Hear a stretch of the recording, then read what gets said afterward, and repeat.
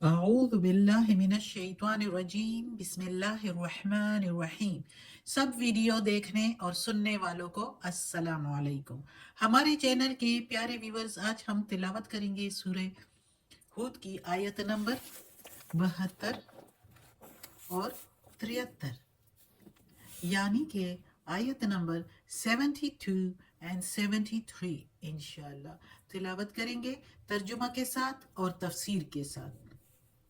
تو چلیں شروع کرتے ہیں آج کا سبق، لیکن شروع کرنے سے پہلے چینل کو سبسکرائب کریں، بیل نوٹیفیکیشن کو آن کریں تاکہ اگلی ویڈیو آپ کو آسانی سے ملتی رہیں، اور ہو سکے تو شیئر بھی کریں تاکہ زیادہ سے زیادہ لوگ دیکھیں تو آپ کو بھی ثواب ملے اور مجھے بھی۔ تو چلیں اب شروع کرتے ہیں آج کا سبق۔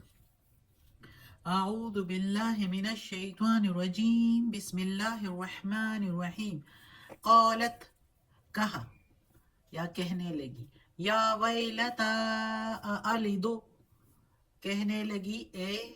ہائے حرابی میری، کیا میں جنوں گی، یعنی کیا میں بچہ جنوں گی۔ تفسیر میں پڑھیں گے پھر انشاءاللہ سمجھ آئے گی، پچھلے سبق کے ساتھ جڑا ہوا ہے جو ٹاپک ہے اس لیے۔ وَأَنَا عَجُوزٌ وَهَذَا بَعْلِي، اور ہوں میں بوڑھی اور یہ خاوند میرا شیخن، شیخہ بزرگ ہے، یعنی وہ بھی بوڑھا ہے۔ عجوزن میننگ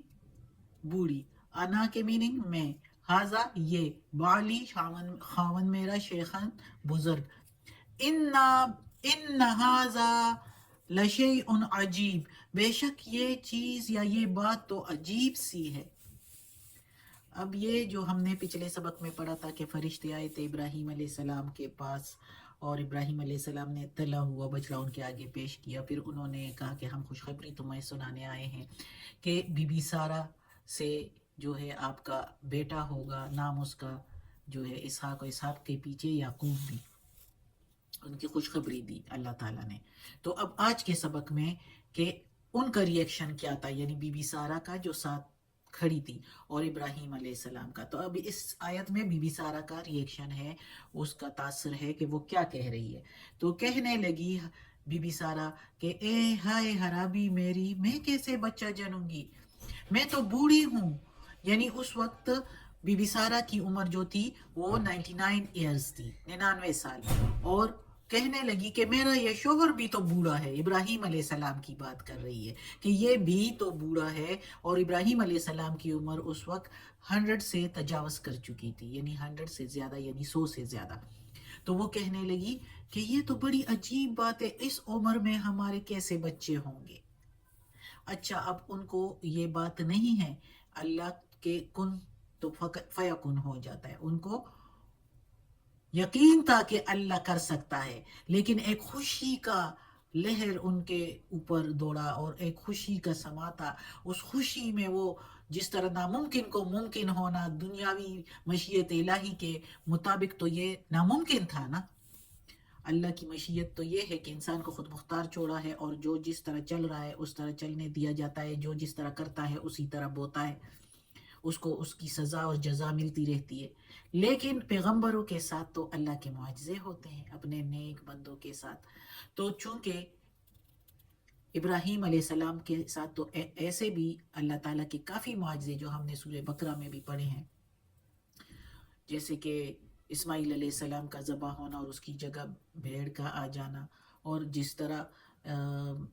4 جانوروں کو، مرغیوں کو یا برڈز کو، جو پرندے تھے ان کو ٹوٹے ٹوٹے کر کے 4 پہاڑوں پر رکھ کے، اور پھر اس کے ٹوٹے ڈیفرنٹ کر کے مکس کر کے اور 4 پہاڑوں پر رکھ کے، اور پھر وہ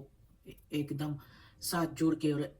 چاروں طرف سے وہ مرغیاں جو ہے، وہ برڈز جو ہے وہ پھر زندہ ہو جاتے ہیں اور ابراہیم علیہ السلام کی طرف دوڑ کر آتے ہیں۔ پوری کہانی ہے، یہ ہم نے قصہ پڑھا ہے سورہ بقرہ میں۔ تو یہ ابراہیم علیہ السلام کے کافی، جس طرح آگ میں گرا دیا، سب سے بڑی بات تو یہ، معجزہ تو یہ، اور آگ ان کے لیے ٹھنڈی ہو گئی۔ تو ابراہیم علیہ السلام کے ساتھ تو اللہ تعالیٰ کے کافی معجزے تھے، ان کو کافی بالکل یقین تھا کیسے ہوگا، لیکن وہ خوشی سما نہیں رہے، اس لیے اس طرح بول رہی ہیں، اس طرح بول دیا۔ تو آگے آیت میں پھر کیا ہوتا ہے، قالوا اتعجبین، کہنے لگے کہنے لگے وہ فرشتے، ادھر فرشتے تو نہیں ہیں لیکن قالو زیادہ کے لیے آتا ہے تو وہ دو تھے، تو انہوں نے کہا اتعجبین من امر اللہ،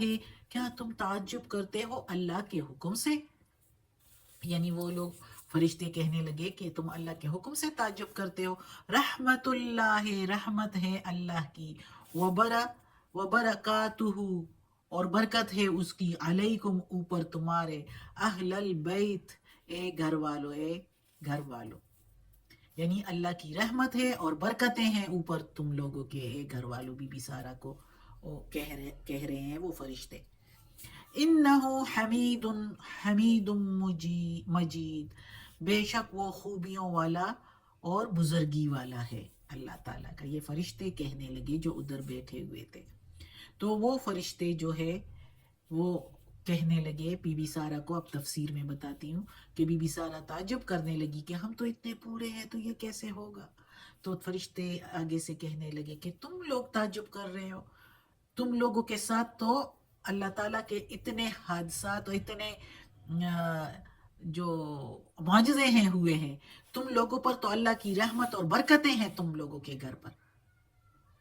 تو تم لوگ کیسے تعجب؟ لیکن تعجب نہیں تھا، جیسے پہلے میں نے بات کی، عجیب انہوں نے جو کہا ورڈ ادھر، تو یہ اس لیے کہ وہ خوشی نہیں سما سکتے تھے، خوشی سے وہ اس طرح کہہ رہے تھے، ورنہ اللہ پر تو ان کو پورا یقین تھا، جس اللہ نے پیدا کیا انسان کو مٹی سے، تو وہ کیا کچھ نہیں کر سکتا، لیکن وہ خوشی سے اس طرح کہنے لگے۔ اور پھر فرشتے کہنے لگے کوئی وہ تو خوبیوں والا ہے، سب کچھ کر سکتا ہے، بزرگی والا ہے، بے شک۔ آج کا سبق اتنا کافی ہے، اللہ ہمیں توفیق دے اس قرآن مجید کا ترجمہ مکمل کرنے کی اور اس پر عمل کرنے کی توفیق دے۔ صدق اللہ العظیم۔ یا اللہ، یا پروردگار، یا رب العالمین، یا مالک یوم الدین، یا علی کل شیء قدیر، یا اللہ یہ تیرے کلام قرآن مجید کی تلاوت کیے، ترجمہ اور تفسیر کے ساتھ اس کے زیر زبر پیش میں، تلفظ میں کوئی غلطی ہوئی ہو تو معاف کر دینا، یا اللہ تو معاف کرنے والا مہربان ہے، یا اللہ ہمیں اپنے